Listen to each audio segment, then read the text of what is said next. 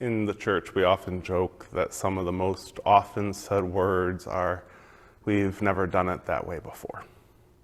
And that's true. Those are often said. And it's also true that sometimes the things we try have never been tried before.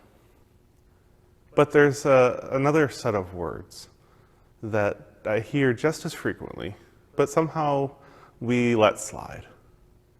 It goes like this. "But Pastor, we've tried that before, and it didn't work." You've maybe said those words before. You've probably heard those words before, whether in a church or somewhere else. We've already tried that, and it didn't work. And one of the responses that I'll give often when I hear that kind of retort is, "But you're not the same as you were then." None of us are the same as when we tried something before. We've changed. Our circumstances have changed. Our church has changed and grown and done new things and discovered itself anew. And so today, something that we tried before might work if we're willing and brave enough to try it again. In the Gospel of Luke, chapter 5, we find a similar situation. Some of the disciples are out fishing, and things aren't going the way they thought they should. They've tried seemingly everything. And Jesus comes along and encourages them to drop their nets. Now, these are not stupid fishermen. They have been dropping their nets all day, seemingly. They've probably moved from one part of the waters to the other, hoping to find the fish. And it's just not working. So let's take a look at verse 5 of Luke's 5th chapter. "Simon replied, 'Master, we've worked hard all night and caught nothing. But because you say so, I'll drop the nets.'" This was a big step for Simon. Simon was certainly tired of dropping the nets. They'd been dropping the nets all day, all night. Caught what?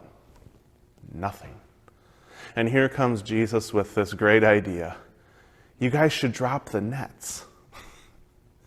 It's almost like you could see just how infuriating this would have been to these fishermen. We've already done that, Jesus. We've dropped the nets in every part of the water and nothing.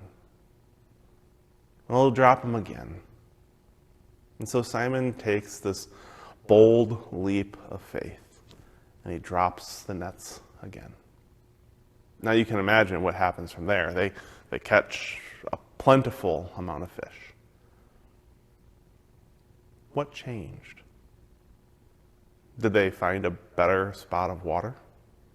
Did Jesus have the sense of where the fish were and led them to it and said, "Go ahead and drop those nets right there. That's where the fish are"? I don't think that's how Jesus worked. I think that maybe they got the fish because they were willing to do the same thing again, trusting that something had changed. Maybe something in the water, maybe something on the boat, maybe something in them. Maybe just the willingness to drop the net again put within them a belief that this time there could be fish. How many times do we find ourselves doing things again and again and again with the same expectations that nothing is going to happen?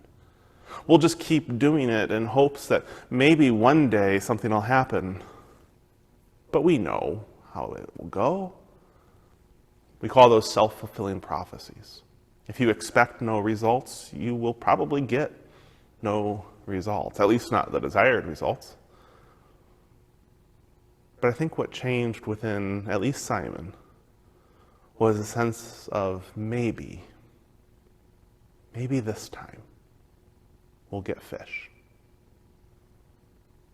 How might that speak to the way we do church? Are we willing to try something again that maybe didn't work the last time because God has called us to do that again? Not to beat a dead horse, but to find new ways of doing things that maybe we've tried before and didn't work out, but this time, maybe this time there'll be fish. And so let's drop the nets again when Jesus calls us to and see what we find. Amen.